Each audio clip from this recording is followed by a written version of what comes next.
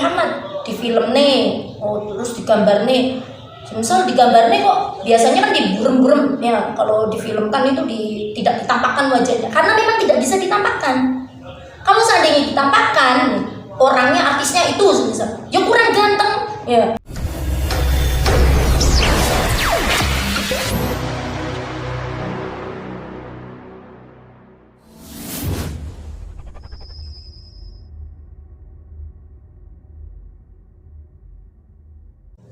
Assalamualaikum warahmatullahi wabarakatuh.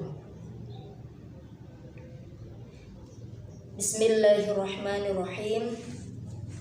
Alhamdulillahi rabbil alamin. Wal aqibatu lil muttaqin wala udwana illa 'alal zalimin. Wassalatu wassalamu ala sayyidina Muhammadin wa ala alihi wa ashabihi ajma'in, amma ba'du.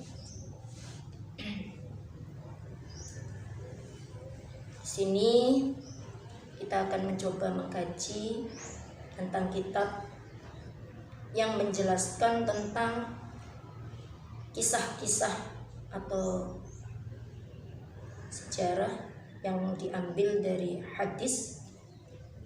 Kitab niki namanya Kitab Masyhuriyah. Pencipta atau pengarang kitab niki, musannifnya adalah Syekh Muhammad bin Abi Bakar rahimahullah. Di dalamnya terkumpul 40 hadis. Nanti dijelaskan satu persatu. Namun untuk pertemuan awal ini akan dimulai dengan muqaddimah dulu. Itu udah biasa itu. Biasa dengan pembukaan ya, kalau sambutan, cuma sambutannya bukan dari saya, dari Kiai Musannifnya, dari pengarang kitab ini. Langsung saja saya bacakan, semoga kita semua yang mendengarkan, yang berkumpul di sini bisa mendapatkan manfaat dari ilmu yang ada di kitab ini. Amin Allahumma. Bismillahirrahmanirrahim. Bismillahi ngawiti ngaji ingsun kelawan nyebut asma Allah. Ar-Rahmani zat kang welas asih ing dalam dunya lan akhirat. Ar-Rahimi tur zat kang welas asih ing dalam akhirat bloko. Di mana-mana seperti itu. Kalau memulai melakukan perkara yang baik, itu ya didahului dengan bismillah. Kenapa tujuannya? Ya tujuannya untuk ngalap barokah, biar berbarokah. Mau makan bismillah, mau tidur bismillah. Semuanya yang baik-baik itu dilakukan, diawali dengan membaca bismillah. Insya Allah pekerjaan itu akan menjadi baik, barokah. Barokah itu apa? Barokah itu ya ziyadatul khair, tambahnya kebagusan. Jadi perkara itu sudah bagus, pekerjaan itu sudah bagus, diawali dengan bismillah jadi tambah bagus. Itu maksudnya. Dalam lafaz bismillahirrahmanirrahim itu di situ ada Asmaul Husna, ada nama Allah yakni berupa Ar-Rahman dan Ar-Rahim. Artinya sama. Moho welas asih. Artinya sama pengasih dan penyayang. Lalu bedanya apa di situ? Penyayang yang bagaimana, pengasih yang bagaimana? Ar-Rahman itu cakupannya bagaimana, Ar-Rahim juga cakupannya bagaimana. Ar-Rahman ya, itu sama-sama sifat ulas asihnya Allah, sifat kasih sayangnya Allah. Cuma bentuknya sifat kasih sayangnya Allah di dunia dan di akhirat. Itu cakupannya. Sedangkan Ar-Rahim itu kasih sayangnya Allah di akhirat saja. Terbukti ya, sifat Ar-Rahman, Allah itu punya sifat ulas asih di dunia dan di akhirat, itu terbukti. Baik itu manusia tersebut beriman atau tidak, itu akan disayang sama Allah, akan diwelasi oleh Allah. Yang beriman atau tidak, makanya di dunia itu terlihat sekali orang yang tidak beriman kepada Allah justru seakan-akan di-loss sama Allah itu. Ya. Itu yang tidak beriman itu. ya di loss sama Allah. Maksudnya ya maksudnya terlihat sekali, nampak sekali kasih sayangnya Allah itu. Orang-orang yang tidak beriman kepada Allah itu justru ditampakkan kasih sayangnya Allah itu. Contoh di dunia ini ya, kita lihat praktek lapangannya sudah jelas sekali. Yang punya mall itu ya orang-orang Cina biasanya ya, atau yang punya perusahaan besar gitu. Lah itu di situ tampak sekali. Sedangkan kita yang beriman kepada Allah hidupnya biasa-biasa saja, seperti ini saja gitu. Ya. Jadi orang-orang yang tidak beriman kepada Allah di dunia, mereka baik, ya, melakukan banyak kebaikan, bahkan tidak ragu untuk menyumbang, mendirikan musola, ya, bahkan bersantun ke anak yatim juga, sama seperti orang Islam pada umumnya itu. Makanya ditampakkan. Jadi sisi adilnya Allah itu di sini, ditampakkanlah kebahagiaan mereka, balasan kebaikan mereka itu di dunia. Nah, itu loh. Tapi tidak di akhirat. Karena syaratnya mendapat kebahagiaan di akhirat itu harus beriman. Harus beriman. Makanya kebaikan orang-orang yang tidak beriman kepada Allah itu dibalas langsung, ditampakkan langsung ketika di dunia, tapi tidak di akhirat. Karena syarat mendapatkan kebahagiaan di akhirat itu ya dengan iman tadi. Itu perbedaannya. Alhamdulillah tawi sekabehane puji kulillahi tetap kedua Allah Rabbil alamina kang mengerani alam kabeh. Wal aqibatu tawi pungkasan kang bagus iku lil muttaqina kedue pira-pira wong kang takwa. Wala udwana lan ora ana siksa iku maujud illa 'alal zalimina angin ing atase pira-pira wong kang zalim kabeh. Alhamdulillahi rabbil alamin. Coro terjemahannya biasanya kan segala puji bagi Allah yang merajai alam semesta. Nah, itu biasanya kan seperti itu. Lah maksudnya gimana? Maksudnya berarti keseluruhan pujian, ungkapan puji itu hanya milik Allah. Hakikatnya seperti itu. Makanya kalau dipuji yo ojo GR ya. Karena itu hakikatnya milik Allah gitu. Jadi pujian itu semata-mata hanya milik Allah. Pujian itu sendiri itu ada 4 macam. Ada qadim alal qadim, ya. Jadi memujinya Allah kepada zatiyahnya Allah sendiri. Ada qadim alal hadis, memujinya Allah kepada makhluknya. Ada hadis alal qadim, memujinya makhluk kepada Allah. Dan yang terakhir ada hadis alal hadis, memujinya makhluk kepada makhluknya, sesama makhluk. Itu.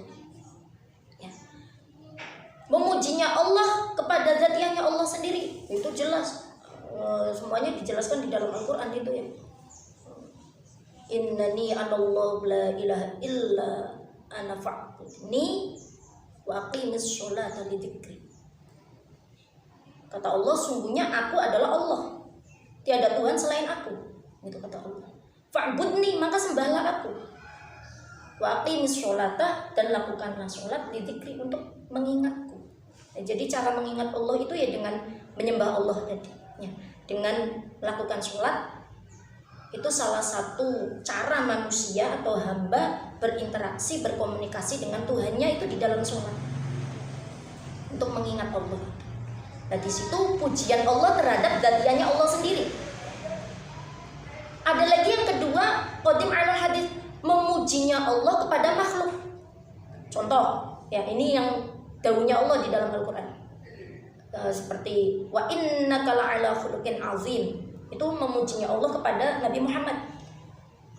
Sesungguhnya engkau Muhammad itu adalah paling luhur-luhurnya akhlak. Jadi kamu itu yang memiliki akhlak yang paling luhur, yang paling tinggi, yang paling azim, paling agung. Ya memang Nabi Muhammad itu adalah makhluk yang mulia, sempurna bahkan. Baik sempurna secara akhlaknya, secara fisiknya, ya. Itu sempurna sampai dijuluki, diberi sebutan insan kamil, manusia yang sempurna, karena saking sempurnanya. Makanya tidak ada satupun yang bisa menggambarkan Nabi Muhammad di film nih, terus digambar nih. Misal digambar nih kok biasanya kan diburem-burem ya, kalau difilmkan itu tidak ditampakkan wajahnya karena memang tidak bisa ditampakkan. Kalau seandainya ditampakkan orangnya, artisnya itu misal, ya kurang ganteng, ya kurang bagus, karena Nabi Muhammad itu tidak bisa digambarkan saking sempurnanya itu. Dan secara akhlak pun itu juga tidak bisa ditandingi. Ya kadang umatnya seperti itu, umatnya lu Kanjeng Nabi ya gak ngono kok sampean gitu. Biasanya kan seperti itu. Ya iya, karena memang kita rujukannya ke Kanjeng Nabi. Kalau Kanjeng Nabi sempurna, sedangkan kita ya kadang sempurna, kadang enggak. Kadang bablas sama sekali, enggak sempurna sama sekali. Kurang. Ya serba kurang. Ada kurang, ada lebih kalau gitu. Kalau Nabi Muhammad ya sudah insanul kamil, manusia yang sempurna, sudah tidak ada bandingan. Ya. Tuh. Terus yang pembagian yang ketiga, puji yang ketiga yaitu hadis alal qadim, memujinya makhluk kepada Allah. Nah, itu sudah biasa kalau kita mau doa dulu, kita mau doa kepada Allah mesti muji Allah dulu, ya kan? Kalau kita minta sama Allah mesti muji Allah dulu. Nggak mungkin, kalau kita aja minta ke orang tua mesti muji dulu ke orang tua. Nggak mungkin langsung, Bu, minta uang, nggak mungkin seperti itu. Ya. Itu pergaulan apa itu ya, kalau orang tuanya dibentak-bentak dan seterusnya. Nah, itu mesti muji dulu. Mau doa itu muji pada Allah dulu. Pakai Asmaul Husna atau pakai ya Allah, ya Rahman, ya Rahim. Lah itu dipuji kan, maksud ya Allah, Engkau adalah Zat yang Maha Pengasih Penyayang. Tidak ada yang menandingi kasih sayang Allah. Sayangnya seperti apa manusia, itu paling sayang Allah kepada kita gitu. Jadi makanya pakai lafadznya Ar-Rahman. Ar-Rahman itu yang paling sayang, itu ya Allah. Kita itu sayangnya kita kepada saudara, kepada orang tua, kepada tetangga, kepada teman, sahabat dan seterusnya, itu tidak ada apa-apanya ya. Kecuali kasih sayang Allah paling besar. Nggak ada tandingan. Memujinya makhluk kepada Tuhannya yaitu biasanya dilakukan ketika doa tadi ya. Muji dulu. Ya Allah, Engkau adalah Zat yang Maha. Nah, biasanya seperti itu kan kalau doanya orang-orang gitu ya. Ya Allah, Engkau adalah Zat yang Maha Pengasih, Penyayang, Maha Mengampuni, Maha Mendengar dan seterusnya. Di maha-maha dipuji itu namanya. Lah itu namanya hadis alal qadim, memujinya makhluk kepada Tuhan. Terus yang keempat, pujian yang keempat yaitu hadis alam hadis, memujinya makhluk terhadap makhluknya, sesama makhluk, sama manusia, saling puji. Nah itu kadang yang masih belum bisa kita kendalikan itu di situ. Kalau kita dipuji sama sesama manusia, sama makhluk ya, dipuji, muda ayu, muda pintar, muda muda sugih, itu is beda nih. Ya. Perasaannya sudah beda. Kayak seakan-akan itu aku ayu dewe, aku sugih dewe, aku loman dewe, aku paling hebat dewe, aku sing pantes dewe, sing patut dewe. Nah itu loh permasalahan manusia itu sebenarnya di situ. Pengen dipuji. Juga bisa mengingkari karena memang manusia kan. Karena memang manusia. Jadi nggak bisa diingkari. Pengennya dipuji. Karena kalau sudah dipuji merasa bangga, merasa senang. Ada nggak yang dipuji tidak senang? Oh itu 1001 dipuji nggak senang. Dipuji itu biasanya senang. Tapi pujian itu justru kalau kita tidak menyaringnya, tidak bisa mengkoreksi diri kita sendiri, itu akan menjadi timbul sifat sombong dan seterusnya. Itu bahayanya. Padahal hakikat dari keseluruhan puji yang tadi disebutkan tadi itu hanya milik Allah.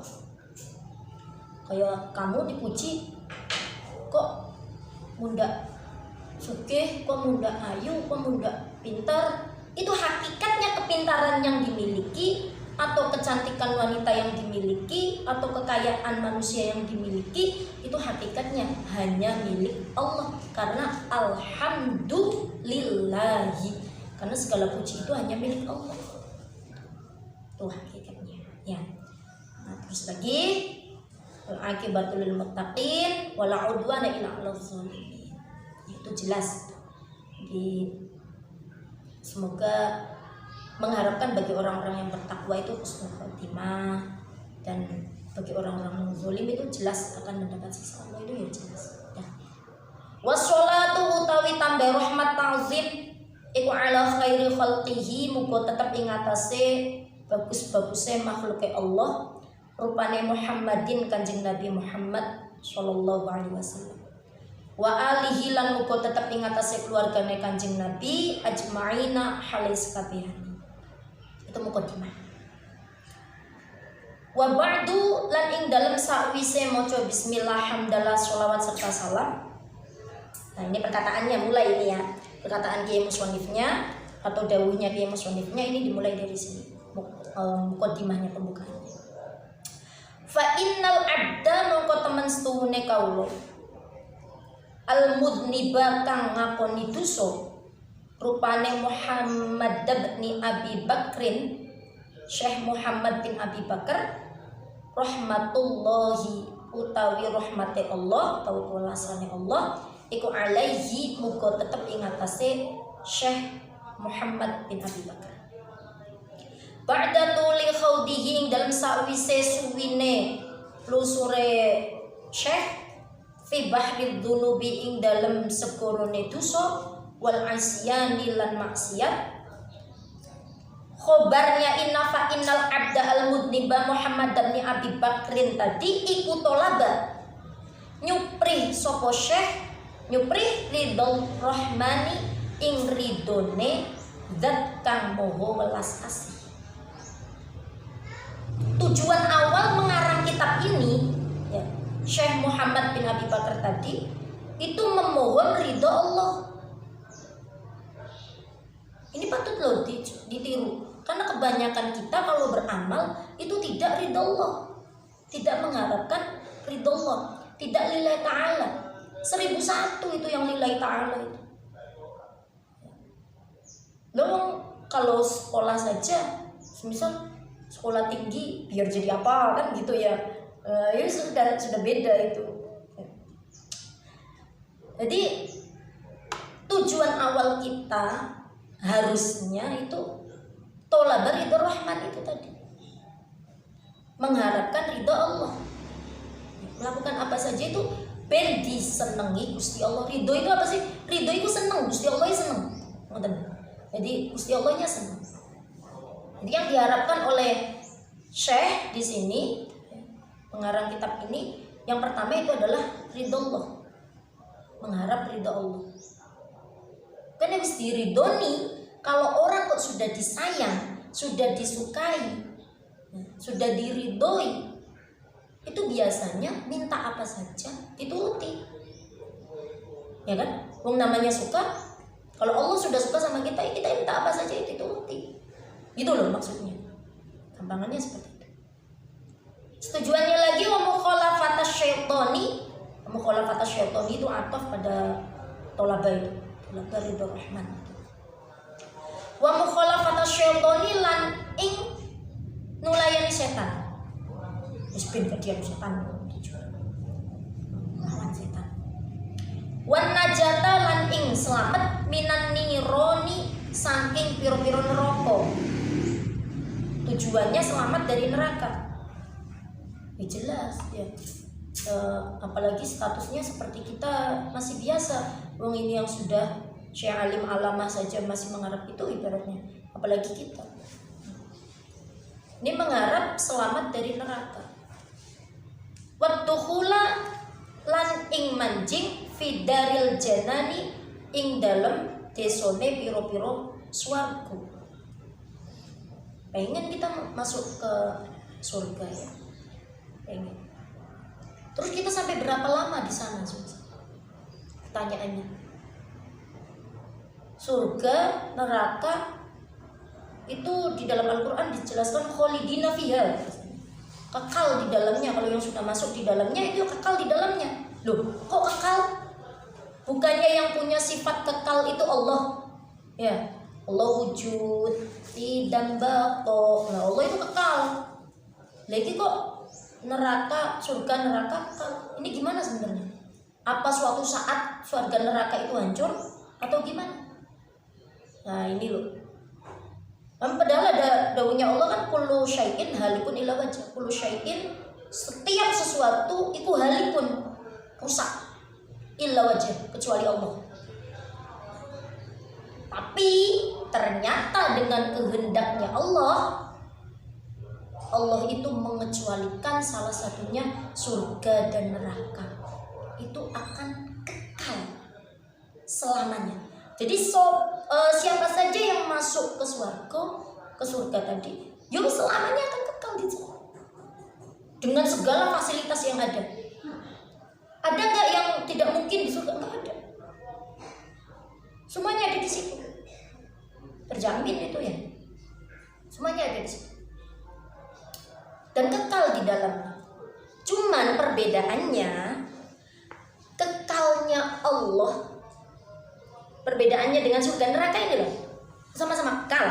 Dengan kehendak Allah, surga dan neraka itu kekal ya. Dengan kehendak Allah. Cuman perbedaannya, kalau surga dan neraka itu kan diciptakan, ada permulaannya. Sedangkan Allah itu tidak ada permulaannya. Nah, paham ya? Jadi perbedaannya, Allah itu tidak ada permulaannya dan tidak ada akhirnya. Jadi Allah berdiri dengan dzatiyahnya sendiri dan tidak berakhir. Itu maksudnya kekal di situ. Sifat bakonya Allah itu di situ. Sedangkan surga dan neraka itu ada permulaannya, kan diciptakan. Beda kan dengan kekalnya Allah. Ada permulaannya kalau surga dan neraka. Cuman dikehendaki oleh Allah untuk kekal mereka itu. Jadi siapa-siapa saja yang masuk di dalamnya ya kekal selamanya di situ. Jadi benar daunnya Allah itu kholidina fiha abadan. Yang masuk di situ ya kholidina, selama-lamanya di situ. Tetap di situ. Itu perbedaannya di situ. Kalau bicara dengan surga neraka itu yaitu bayangan kita kan dulu dalam penciptaannya itu ya, kisahnya itu dalam penciptaan surga neraka itu Allah menciptakan surga dengan segala fasilitasnya komplit, semuanya ada di situ, dan menciptakan neraka dengan segala macam siksanya. Allah menciptakannya. Nah, lalu dipanggillah malaikat Jibril pada saat itu sama Allah. Jibril, kemari. Coba lihatlah surga. Aku telah menciptakan surga. Lihatlah di sana. Akhirnya Jibril menuruti perintah Allah. Setelah melihat di sana, Jibril terkagum-kagum karena begitu indahnya surga. Begitu komplitnya, begitu lengkapnya surga di sana. Sampai di sana, kemudian Jibril kembali laporan lagi kepada Allah. Ya Allah, kalau Engkau menciptakan surga seperti ini, ya semua makhluk, semua hamba-Mu yang mendengar nama surga, mesti semuanya ingin masuk ke dalamnya. Karena memang saking indahnya itu loh. Saking segala fasilitas ada itu. Coba siapa yang nggak mau masuk surga? Semuanya sudah terpenuhi di situ. Ya tinggal enak-enak saja, nggak perlu cari uang, nggak perlu susah-susah ngaji, nggak perlu susah-susah apa, tinggal pengen, artinya pengen itu sudah ada. Tuh, itu balasannya Allah. Setelah dijawab seperti itu oleh malaikat, lalu Allah akhirnya memberi batasan surga dengan kemakruhan. Artinya apa? Perkara-perkara yang tidak disukai oleh syariat. Jadi dipager surganya itu dengan kemakruhan.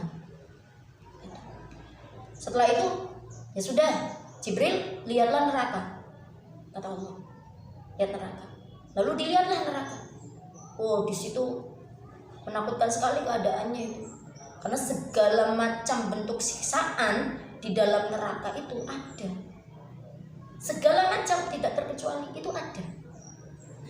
Segala macam bentuk siksaan. Kemudian melihat seperti itu, Jibril kembali lagi kepada Allah. Ya Allah, kalau seperti ini, ya, seandainya seperti ini, Kau menciptakan neraka seperti ini, siapa yang mau memasukinya? Semua gak akan mau masuk, takut semua. Nah, terus akhirnya dipager oleh Allah neraka itu dengan kesenangan. Ben indah, dari luar ketok indah, tapi di dalam menakutkan. Lah itu loh. Jadi innal jannata bil makari wa innan naro huffat bisyahawat. Jadi surga itu dipager dengan kemakruhan tadi. Jadi syarat masuk surga itu dengan susah payah ibaratnya. Sedangkan neraka minan naro hufat itu dihalangi bisyahawat dengan kesenangan. Jadi perkara-perkara sing enak-enak di dunia itu, nah itu jaminannya surga jadinya, neraka gitu.